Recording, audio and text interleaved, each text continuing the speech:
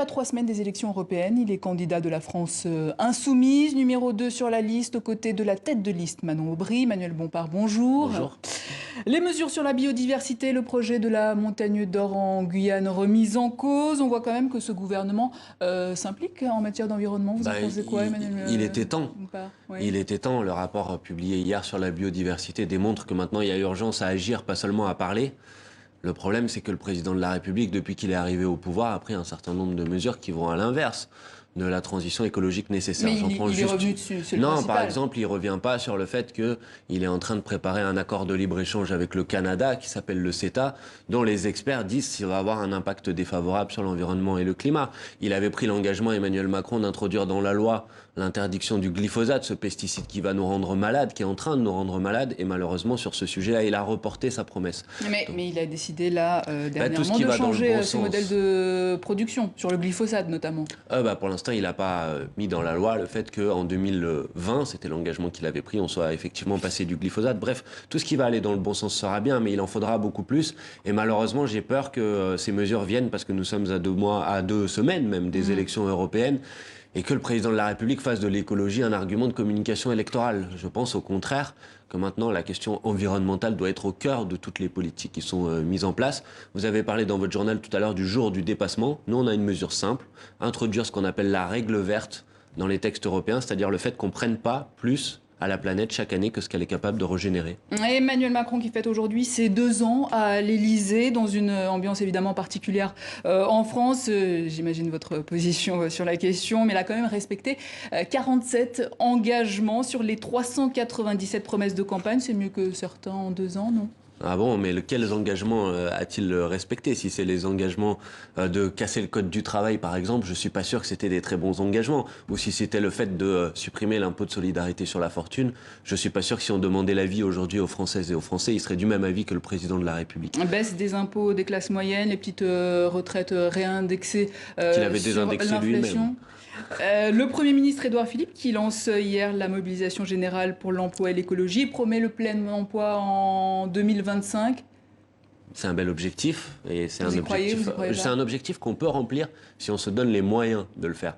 Et les moyens de le faire, ça nécessite d'investir massivement de l'argent public dans la transition écologique. L'ADEME, qui est l'Agence française de développement, montre qu'on peut créer 900 000 emplois si on se fixe un objectif 100% d'énergie renouvelable en 2050.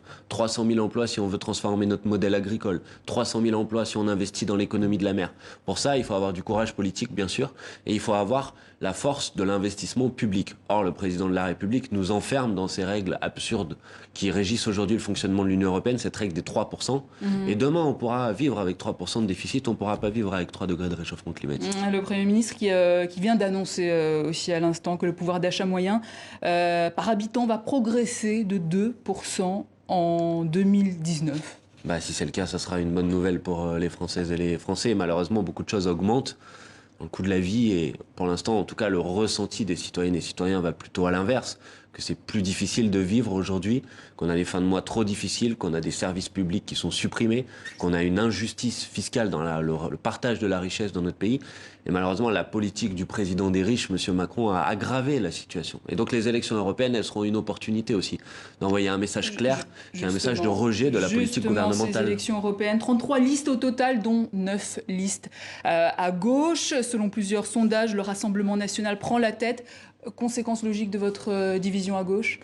Je sais pas, peut-être qu'il y a trop de listes, effectivement. Moi, ce que je peux vous dire, c'est que la France insoumise est aujourd'hui la seule force politique de gauche en mesure de franchir la barre des 10%. Et donc, celles et ceux qui veulent faire entendre une autre voix et refuser ce duel ou duo écrit par avance d'un affrontement entre la République En Marche et le Rassemblement National ont une opportunité de le faire avec le bulletin de vote de la France insoumise, de voter pour une liste qui est par ailleurs déjà une liste de rassemblement sur laquelle vous trouvez des anciens socialistes comme Emmanuel Morel, des anciens écologistes comme l'ex-député Sergio Coronado, des communistes, des gens de toute la diversité de la société civile avec une tête de liste Manon Aubry qui est issue d'aucune organisation politique. Mais ça aurait été mieux d'avoir plus que 10%, non? Vous êtes par exemple au coude à coude avec les Verts de Yannick Jadot, alors que vous allez dans le même sens. Il y a un problème quelque part, non? Non, mais la campagne commence en fait, même si en fait elle a commencé depuis longtemps, mais on sent bien que la dernière ligne droite est le début de la campagne réelle. Donc nous on espère bien sûr faire beaucoup plus que ces 10%. On est en campagne pour ça. Il y a un désaccord, une divergence avec M. Jadot. C'est que lui, il pense qu'on peut faire la transition écologique dans le cadre des traités qui régissent aujourd'hui le fonctionnement de l'Union européenne. C'est pas notre cas. Parce que si on veut investir de l'argent public, je disais, on doit désobéir aux règles européennes. Si on veut protéger notre industrie, on doit désobéir aux règles européennes. Si on veut protéger nos services publics, on doit désobéir aux règles européennes. Donc on a un point de divergence, de désaccord. Maintenant, c'est aux citoyennes, aux citoyens de choisir. Mais il y a aussi justement cette abstention qui vous guette, 60%. Comment vous comptez y remédier à la France insoumise? Je crois qu'il faut convaincre de l'importance, de la nécessité de se déplacer le 26 mai prochain. Et il y a quelques arguments simples. D'abord, dans le contexte national, si Emmanuel Macron sort en tête de l'élection, il aura une carte blanche pour continuer sa mauvaise politique. Donc toutes celles et ceux qui sont en colère, qui ne sont pas d'accord avec la politique gouvernementale, peuvent envoyer un message clair en se déplaçant le 26 mai.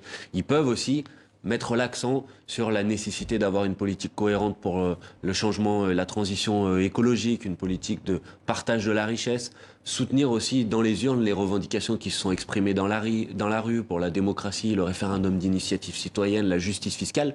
Voilà, on peut envoyer beaucoup de messages en allant voter le 26 mai prochain et j'espère qu'on va arriver à convaincre les citoyennes et les citoyens qu'il faut le faire. Emmanuel Bompard, quand Raquel Garrido, l'ancienne porte-parole de Jean-Luc Mélenchon, compare la répression au Venezuela à celle de Christophe Castaner en France, vous en pensez quoi? C'est pas un peu excessif? Non, mais je pense que on parle de deux situations politiques qui sont extrêmement différentes. Mais cela n'exonère pas pour autant le fait qu'on est dans le cadre de ce mouvement des Gilets jaunes face à une répression politique, policière qui est terrible. Il y a 3000 personnes qui ont été blessées dans cette mobilisation, près de 20 personnes qui ont perdu une main, 10 personnes qui ont perdu un œil. C'est des gens qui auront des séquelles toute leur vie pour avoir participé à des mobilisations, dans leur grande majorité qui étaient des mobilisations pacifiques. Et je pense que le ministre de l'Intérieur est comptable de cette situation, de son absence de qualité dans sa politique de maintien de l'ordre. Il est comptable aussi des mensonges et des instrumentalisations comme ceux la semaine dernière quand il a inventé de toutes pièces une attaque sur l'hôpital de la Pitié-Salpêtrière. Oui, il y avait des responsables et qui ne devraient plus être en responsabilité. Qui allaient dans son sens là. Bien sûr, madame, mais quand on est ministre de l'Intérieur, on vérifie un petit peu ses informations avant de communiquer. Je crois non. Il est revenu dessus en tout cas. Non, il a corrigé le terme. Il a dit que c'était pas une attaque, une intrusion violente. Mais ce qu'on lui reproche, c'est pas le terme, c'est d'avoir inventé une histoire pour jeter le discrédit